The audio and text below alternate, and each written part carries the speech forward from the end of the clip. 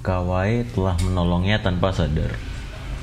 Ia berbuat kebaikan itu atas dasar kemanusiaan. Sungguh bertentangan dengan prinsip peperangan yang sedang ia lakoni. Ia melakukan itu dengan perasaan yang teramat tulus, hingga lupa dengan segala hukuman yang nantinya ia terima. Dan perempuan itu adalah Siti Aisyah, satu dari sekian banyak Jugun Ianfu pribumi yang hidup menderita akibat kekejaman tentara Jepang. Dulu di sebuah waktu, bagi Kawai, Gua Jepang Bandung bukan hanya nama tempat, tapi juga nama seseorang. Perempuan yang membuatnya dirinya tahu bahwa kemanusiaan terlalu ajaib untuk dikalahkan oleh perbedaan bahasa, agama, warna kulit, atau bahkan peperangan yang hebat sekalipun. Kemanusiaan selalu menyatukan semua yang berbeda, dan peperangan selalu memisahkannya, lalu menyisakan kenangan pahit sebagai siksaan. Tidak ada seorang pun pada saat itu rakyat pribumi yang bisa lari dari ujung samurai tentara Jepang. Jikapun mereka memilih untuk tetap bertahan hidup, itu artinya mereka akan bekerja setengah mati tanpa makan, kemudian dicambuk atau diperkosa siang dan malam. Mereka hidup dalam ketakutan dan kelaparan, seperti Siti Aisyah yang ikut merasakan dan melihat bagian manusia yang paling menyedihkan dan menjijikkan di gua Jepang. Seperti hewan lapar mencari daging, setiap hari tentara-tentara Jepang itu datang hanya untuk memperkosa Jugun Ianfu.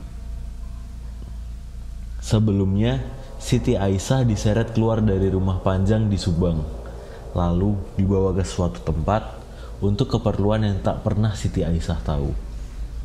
Sementara itu Kawai, meski dirinya tak pernah meminta lahir menjadi prajurit Jepang, namun Kawai tetap memiliki kebesaran hati menolong Siti Aisyah, seorang Jugun Ianfu pribumi.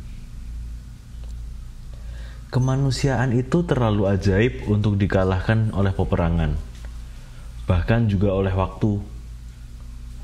Pembantaian yang terjadi di gua Jepang menyisakan jejak residual yang membekas kuat, ditambah dengan romansa yang terjadi di dalamnya tentang pengorbanan Kawai dan Siti Aisyah. Pengorbanan atas dasar kemanusiaan yang mesti berakhir di ujung samurai milik sang komandan. Darah mereka adalah tinta abadi yang dituliskan dalam lorong gelap pembantaian. Semua tidak berakhir begitu saja. Mereka seolah-olah masih berada di sana. Pada seperti keadaan semula, mereka seperti terjebak dalam sebuah dimensi yang tak pernah mereka kenal sebelumnya. Ada keinginan untuk kembali pada pelukan hangat orang-orang yang dicintai. Pada kehidupan sebelum mereka berdua bertemu, pada masa di mana mereka masih bisa menghirup udara dengan bebas tanpa tekanan apapun. Pikiran mereka memang sudah tidak lagi menyatu dalam tubuh, tetapi mereka akan selalu ingat pada semua peristiwa yang terjadi di gua Jepang. Mereka ingat pada semangat mereka untuk bertahan. Mereka ingat dengan usaha mereka saat mencoba menyelamatkan diri dari gua terkutuk itu.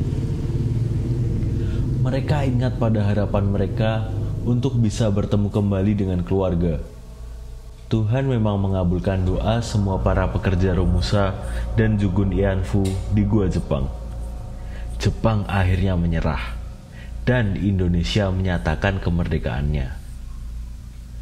Namun semua terasa terlambat. Ratusan nyawa pekerja Romusa dan perempuan Jugun Ianfu melayang dengan sia-sia. Kekejaman Jepang telah memaksa mereka untuk mati dengan cara yang tidak wajar. Arwah penasaran mereka seolah bangkit untuk menuntut balas, menjadi sepi yang aneh dan asing. Ada semacam bentuk perasaan sedih yang menelusup masuk, memenuhi setiap sudut gua terkutuk. Apa sebenarnya tanah air itu? Kawai berdiri di salah satu sudut tempat dia terbunuh. Baginya, tanah air itu tidak ada, kecuali jika sepasang kekasih berada dalam satu rumah. Namun, mereka kini tidak lagi harus saling menunggu, sebab semua sudah sampai pada sebuah akhir. Tidak ada yang bisa memisahkan mereka dengan perang dan kebencian sebesar apapun. Juga waktu, juga kematian.